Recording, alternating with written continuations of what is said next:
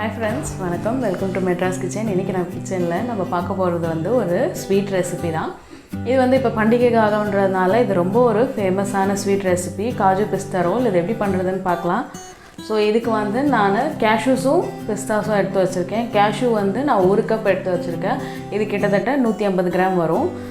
பிஸ்தா வந்து நான் 1/2 கப் எடுத்து வச்சிருக்கேன். அது வந்து எப்படியும் ஒரு 60 கிராம்ஸ் வரும். ஸோ இது ரெண்டையும் வந்து நம்ம நல்லா பவுடராக அரைச்சிக்க போகிறோம், எந்த ஒரு கட்டியும் இல்லாமல். இது அரைக்கும் போது ரொம்ப ஒரு கவனமாக அரைக்கணும். ஏன்னா நம்ம ரொம்ப பல்ஸ் கொடுத்து அரைச்சோன்னா, கண்டினியூஸாக அரைச்சோன்னா இதில் இருக்க ஆயில் வெளில வந்து இது வந்து க்ரீம் ஆகிடும். அந்த மாதிரி அரைக்கக்கூடாது. பவுடராக வரணுன்னா சின்ன சின்ன பல்ஸ் கொடுத்து நம்ம மிக்சியில் அரைச்சி எடுத்துக்கலாம்.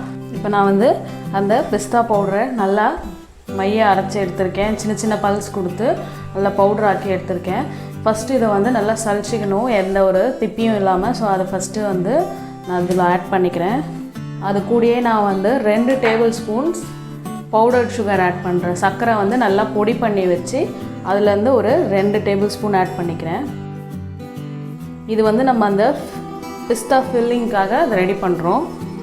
ஸோ இது கூடயே நான் வந்து 2 டேபிள் ஸ்பூன் பால் பவுடர் எடுத்து வச்சுருக்கேன். நீங்கள் எந்த பிராண்ட் வேணால் யூஸ் பண்ணலாம். ஸோ இந்த பால் பவுடரையும் இது கூட ஆட் பண்ணிக்கலாம். ஸோ இது எல்லாத்தையும் நல்லா சலிச்சு எடுத்துக்கலாம். நம்ம பிஸ்தா ஃபில்லிங்க்கு தேவையான பிஸ்தா பவுடர் எல்லாத்தையும் இப்போ நம்ம வந்து சலிச்சு எடுத்து வச்சுட்டோம். ஸோ அதே மாதிரி இப்போ நம்ம முந்திரி பவுடர் பண்ணி வச்சுருக்கேன். அதையும் பால் பவுடரையும் ஒன்றா சேர்த்து இப்போ நான் வந்து நல்லா சலிச்சு எடுத்துக்க போகிறேன். இதில் வந்து 1 கப் முந்திரியை வந்து நான் பவுடர் பண்ணி எடுத்து வச்சுருக்கேன். அந்த முந்திரியை ஃபஸ்ட்டு ஆட் பண்ணிக்கிறேன். அது கூடயே வந்து 2 டேபிள் ஸ்பூன் பால் பவுடர் எடுத்து வச்சுருக்கேன். ஸோ அதையும் இது கூடயே ஆட் பண்ணிவிட்டு நல்லா சலிச்சு எடுத்துக்கலாம், கட்டி இல்லாமல். ஸோ இப்போ நம்ம வந்து அந்த பிஸ்தாச்சியோ ஃபில்லிங் ரெடி பண்ணிடலாம். இதுக்கு ஃபஸ்ட்டு நான் வந்து இங்கே ஏலக்காய் தூள் எடுத்து வச்சுருக்கேன். இந்த ஏலக்காய் தூளை ஃபஸ்ட்டு ஒரு பிஞ்ச் ஆட் பண்ணிக்கலாம் இதில். இது கூடயே நான் இங்கே வந்து க்ரீன் ஃபுட் கலர் எடுத்து வச்சுருக்கேன். உங்களுக்கு ஃபுட் கலர் வேணான்னா நீங்கள் ஸ்கிப் பண்ணிக்கலாம். நான் வந்து அந்த கலர் ஒரு நல்ல பிரைட் கலர் வரும் அப்படின்றதுக்காக இதை யூஸ் பண்ணுறேன்.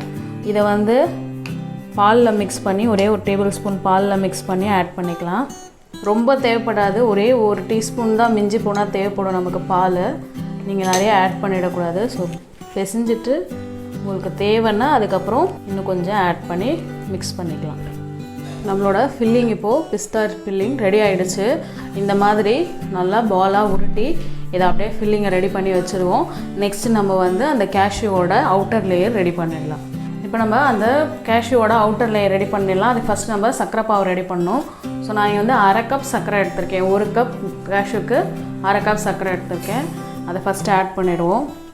இந்த சர்க்கரை கரையிறதுக்கு நான் 1/4 கப் தண்ணி எடுத்திருக்கேன்.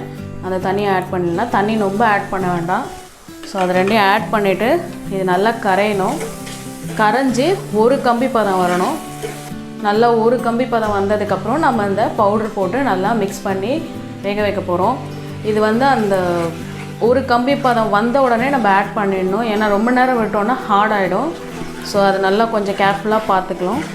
இப்போது ஒரு கம்பி பதம் வந்துருச்சு பாருங்கள். இப்போ இந்த பவுடரை நம்ம இதில் ஆட் பண்ணிடலாம். இது வந்தோடனே ஸ்லோ பண்ணிவிடுங்க. ஸோ இப்போ பவுடர் எல்லாத்தையும் ஆட் பண்ணி நம்ம நல்லா மிக்ஸ் பண்ணிக்கலாம். இது ரொம்ப நேரம் வேகணுன்ற அவசியம் கிடையாது. சும்மா அந்த கன்சிஸ்டன்சி வர வரைக்கும் நம்ம கொஞ்சம் வச்சுக்கலாம். கொஞ்சோண்டு ஏலக்காய் தூள் ஆட் பண்ணிக்கிறேன்.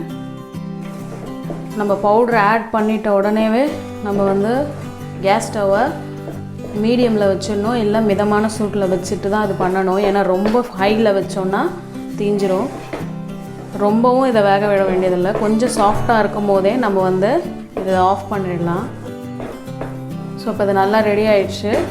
ஸோ கேஸ் ஆஃப் பண்ணிவிட்டு நம்ம இதை வந்து கொஞ்சம் கை பொறுக்கிற சூடு ஆனவுடனே பார்ச்மெண்ட் பேப்பருக்கு மாற்றிட்டு ரோல் பண்ணிடலாம்.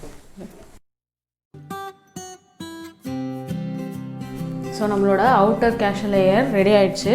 இதை வந்து நம்ம நல்லா விரிச்சிக்கணும். ஸோ நான் வந்து சப்பாத்தி கட்டையிலையும் நெய் தடவிருக்கேன், இங்கே பார்ச்மெண்ட் பேப்பர்லேயும் நெய் தடவிருக்கேன். ஏன்னா ஒட்டாமல் வரணுன்றதுக்காக இதை நல்லா விரிச்சிடலாம். ரொம்ப தின்னாக விரிக்கக்கூடாது, கொஞ்சம் திக்காக இருக்கணும். ஸோ அதை ஃபஸ்ட்டு நம்ம பார்ச்மெண்ட் பேப்பரில் வச்சு விரிச்சிடலாம். ரோல் பண்ணியாச்சு. இப்போ இதை 2ஆக பிரிச்சுக்கலாம். இது வந்து ரோல் பண்ணுறதுக்கு ஈஸியாக இருக்கும், அதுக்காக தான் பிரிக்கிறோம். ஸோ இதை 2ஆக அப்படி பிரிச்சிடுவோம். இப்போ வந்து இந்த ஃபில்லிங்கை வந்து நம்ம 2 பார்ட்டாக பிரிச்சுக்கலாம். 2 ஈக்குவல் பார்ட்டாக பிரிச்சுட்டு ரோல் பண்ணிடலாம். ஸோ இப்போ இதை வந்து இந்த கார்னரில் வச்சுட்டு நம்ம இதை ரோல் பண்ணிடலாம். இதை நம்ம நல்லா ரோல் பண்ணிக்கலாம். ஒரு ஒர்க் ஏரியாவுக்கு மாற்றிட்டு நல்லா ரோல் பண்ணிவிட்டு அப்புறமா பீஸ் போட்டுடலாம். எந்த ஷேப்பில் வேணுமோ அந்த சைஸில் கட் பண்ணிக்கலாம். நம்ம இதை இதே மாதிரி எல்லாத்தையும் கட் பண்ணிக்கலாம். நம்மளோட காஜு பிஸ்தா ரோல் சூப்பராக வந்திருக்கு. பாருங்கள் எவ்வளோ அழகாக வந்திருக்கு. அதோட இன்சைட் லேயரும் அவுட் சைட் லேயரும் சூப்பராக வந்திருக்கு. நமக்கு கடையில் கிடைக்கிற மாதிரியே சூப்பராக வந்திருக்கு. ஸோ இந்த ரெசிபியை உங்கள் வீட்டில் ட்ரை பண்ணி பாருங்கள். இந்த ரெசிபி உங்களுக்கு பிடிச்சிருந்தா மெட்ராஸ் கிச்சன் சேனலுக்கு சப்ஸ்கிரைப் பண்ணுங்கள். உலகின் தலை சிறந்த மருந்து உணவு.